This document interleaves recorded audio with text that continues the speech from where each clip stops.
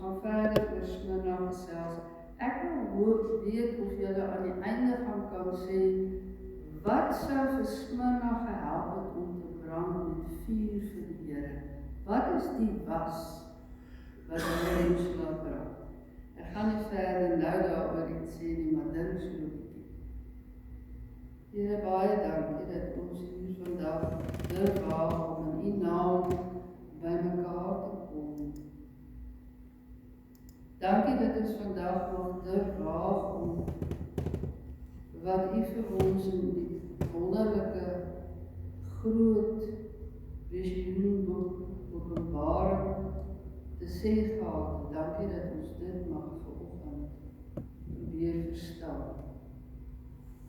Here, maar maak dat die Gees ons harte en verstand en ons lywe en ons alles oopmaak, dat ons dit kan verstaan en indrink, en dat ons kan gaan doen wat U sê.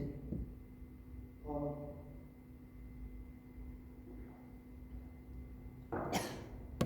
Die boek Openbaring wat Johannes geskryf het, saam met die Johannes Evangelie en die 3 briewe van Johannes, is 'n apokaliptiese boek. Nou, hier is 'n geskenpad. Dis wat die woord apokalips beteken. Ek het vir die kinders dit laat uithaal en toe kon julle sien wat is binne in die pakkie. Daar was die name van die 7 gemeentes, daar was 'n brief in, en dan het ek ook nog iets anders wat ek oor 'n rukkie vir julle sal deel. Maar 'n apokalips beteken iets wat toegemaak is, wat jy nie die binnekant van kan sien nie. En dit is wat hierdie geskenkpakkie ons moet help verstaan. So, Johannes het sy hele brief en sy hele openbaring verpak in simboliese taal, in visioene, in dit wat die Here vir hom op die eiland Patmos laat sien het. 'n visioen.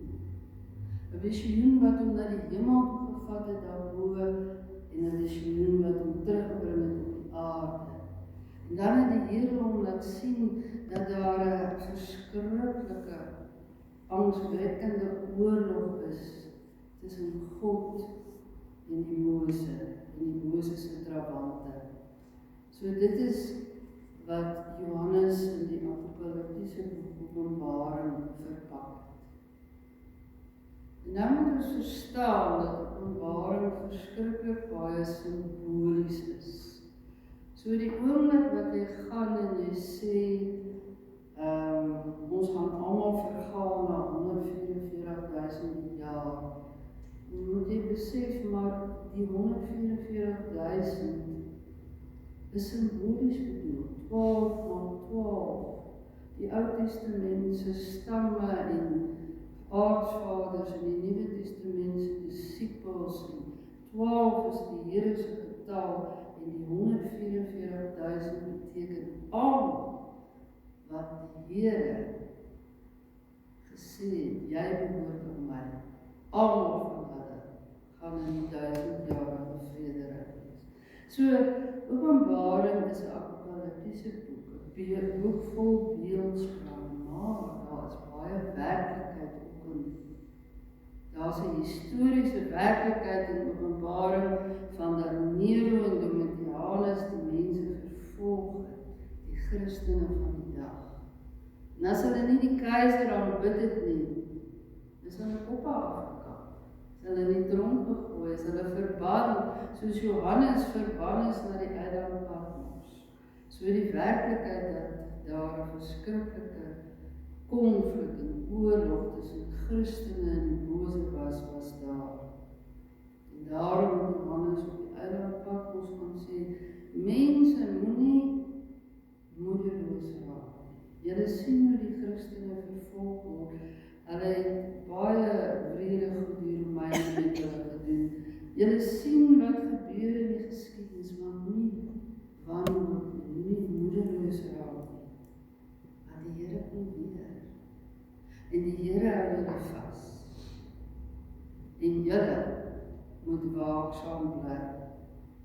En julle moet vir die wêreld wys die wonderlike groot boodskap van Openbaring, dat God in beheer is. Van die oorlog nou in die geskiedenis, en van die oorlog eendag in die hemel, wanneer Jesus Christus weer op die wolke sal kom. So Openbaring is 'n baie besonderse visioen, apokaliptiese boek in die vorm van 'n brief geskryf. Dan skryf hy oor die 7 gemeentes. En die 7 gemeentes het elkeen 'n eie adres, en dis gemeentes wat so in 'n sirkel was, en dan is dit aan almal gegee om die briewe te lees aan elke gemeente. Maar dit vorm, omdat dit 7 is, 'n eenheid. En daarom is dit vir ons vandag wat dit lees, 7 simptome, 7 dinge wat in gemeentes kan gebeur, wat in ons eie gemeente gebeur, wat die Here ons oor aanspreek. En op watter wonderlike, interessante manier. Daar's eers waar Jesus Christus homself aan die gemeente bekendstel. In Efese het hy gesê, so sê hy wat die 7 sterre in sy regterhand vashou en tussen 7 goue lampe rondgaan. In Smyrna het hy gesê, ek is die eerste en die laaste wat dood was en weer lewend word. So stel hy hom aan die gemeente bekend. In Pergamum het hy gesê, so sê hy wat die skerp swaard met 2 snykante het. In Thyatira, so sê die Seun van God, wie se oë soos vuur vlam en wie se voete soos geel koper is. As jy nog gaan lees in Openbaring 1 van vers 12 af, sal jy sien hoe dit by daardie visioen aansluit van Jesus Christus en hoe hy beskryf. In Sardis skryf hy dan, so sê hy dat die 7 geeste van God en die 7 sterre het. En ons gaan vandag by Sardis stil staan. Nou Sardis was blykbaar 'n vreeslike pragtige plekkie teen 'n berg, en hulle het gedink dat hulle baie veilig is, want dit was soos 'n vesting, en die vyand, wie ook al hulle wou aanval, kon nie baie naby hulle kom daar teen die berg. Hulle het gedink hulle is veilig, hulle het gedink hulle kan maar aangaan met wat hulle ook al aangaan op 'n ou trant, volgens hulle routine, volgens hulle gewoonte, en dan kom die Here en sê vir hom, dit sê hy, dat die 7 geeste van God en die 7 sterre het. Ek weet alles wat julle doen. Ek weet dat julle die naam het, dat julle lewe, en tog is julle dood. Word wakker en versterk wat nog by julle oorgebly het, wat op die punt staan om dood te loop. Wat julle doen, vind ek nie goed genoeg voor die oë van my God nie. Dink daaraan hoe julle die evangelie ontvang en daarna geluister het. Hou daarmee vol en bekeer julle. As julle nie wakker word nie, sal ek onverwags soos 'n dief kom. En julle sal nie weet wanneer ek op julle sal afkom nie. Maar julle het daarom 'n paar mense daar in Sardis wat nie hulle klere besoedel het nie. En hulle sal altyd in wit klere by my wees, omdat hulle dit waardig is. Elkeen wat die oorwinning behaal, sal sulke wit klere dra. Ek sal nooit sy naam uit die boek van die lewe uithaal nie, en ek sal voor my Vader en voor sy engele verklaar dat hy aan my behoort. Elkeen wat kan hoor, moet luister wat die Gees vir die gemeente sê. So dis nogal 'n ernstige boodskap aan hierdie Sardis. Hy sê Here Jesus sê, ek weet en ek ken jou. En jy kan nie voor my loop en voorgee. Want wat het Sardes gedoen? Waarskynlik, omdat daar staan dat hulle voorgee hulle lewe, hulle het waarskynlik vergaderings gehou, en nog vergaderings. Hulle het waarskynlik allerhande aktiwiteite gehad, ons gaan dit doen en ons gaan dat doen. Hulle het waarskynlik selfs vir mense gesorg en mense opgehef. Maar die eindelike groot ding wat die Here sê, julle gee voor dat julle lewe. So die Here sê, hy sien dwars deur ons raak. Hy sien dat in ons hart aangaan. Hy sien dat ons gaan sit om te eet en 'n gebedjie aframmel omdat dit gewoonte, routine is. Hy sien dat ons kerk toe kom en selfs kinders doop wat 'n gewoonte of 'n routine is. Hy sien dat ons Sondag vir Sondag 9 uur in die kerk is, maar dit is 'n gewoonte waaraan ons gewoond geraak het. So hy sê, ek sien julle is eintlik dood. Word lewendig, word wakker. Gaan terug soos in die begin, toe jy die Here ontdek het. Toe jy kon sê, die Here is my God. Die Here het my gered. Gaan terug na die begin, sodat jy weer kan raak sien, dat die Here Jesus vir jou aan die kruis gesterf het. En dat ons moet raak sien as gemeente Sardes, dat die Here Jesus voluit vir sy liefde vir my betaal het. Die Here Jesus het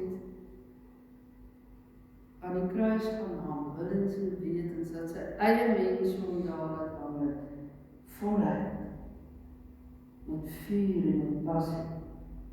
En dit is wat die Here Jesus van Sardes vra. Julle moet weer 'n vuur hê in julle. Julle moet weer met 'n vuur brand vir my. Julle moet 'n persoonlike verhouding met my hê. En dit is die was van die kerk, van die Kers. My persoonlike verhouding met God. Dat ek sy woord ken, dat ek sy woord geëet het, soos hy vir Esegiel beveel het, eet my woorde.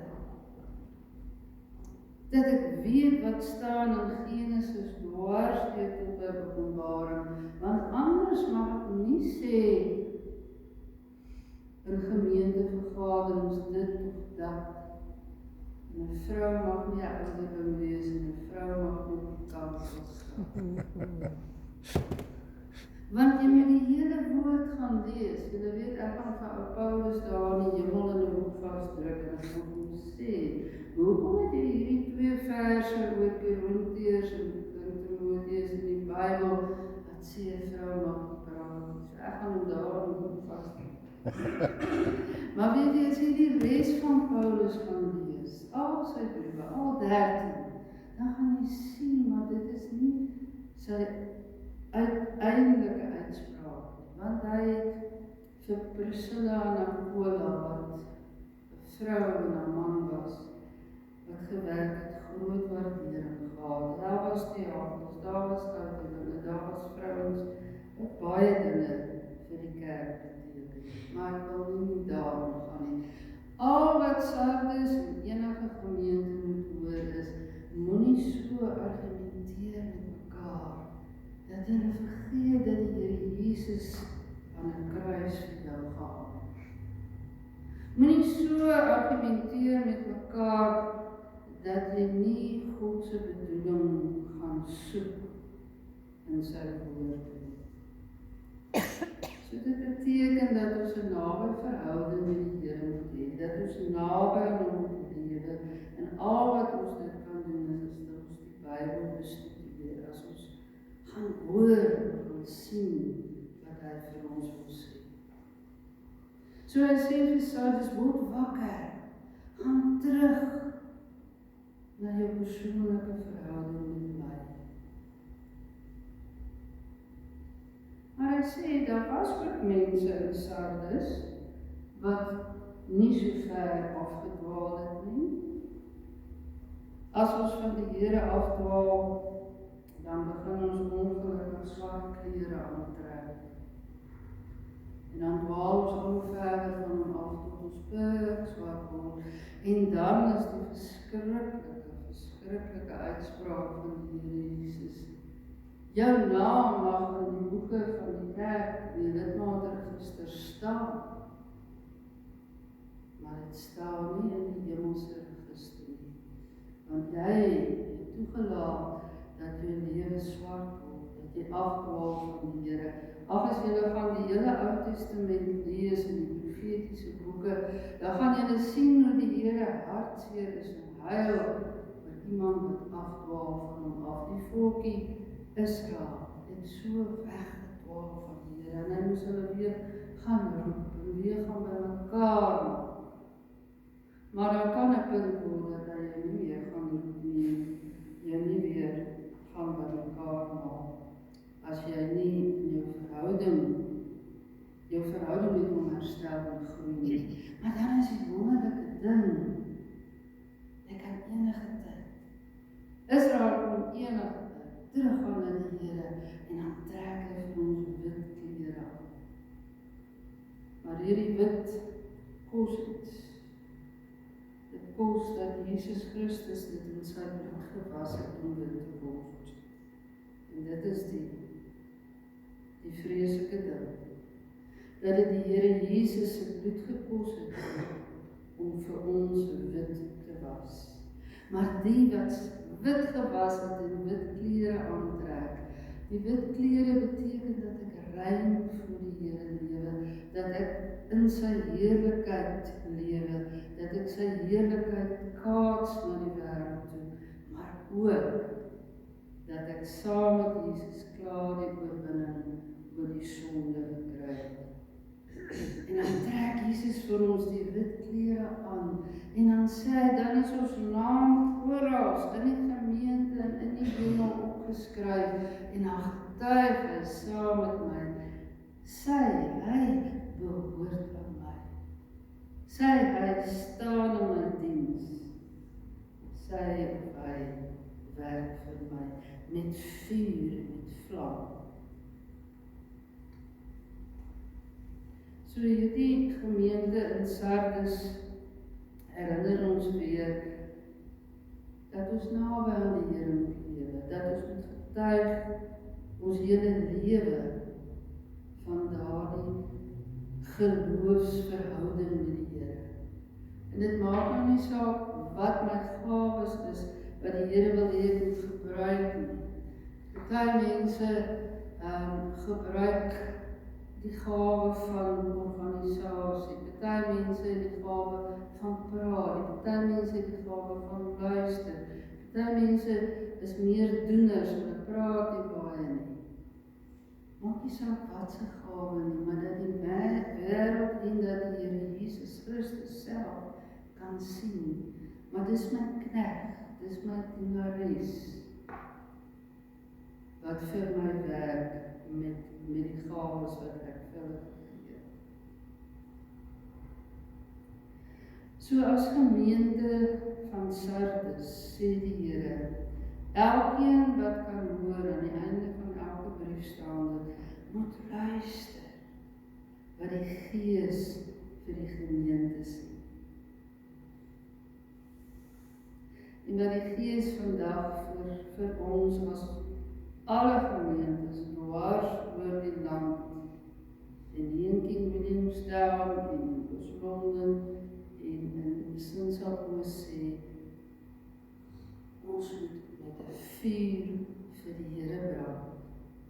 Ons moet weet en absoluut seker wees dat ons sy kind is, dat ons kan juig oor ons verlossing. Amen.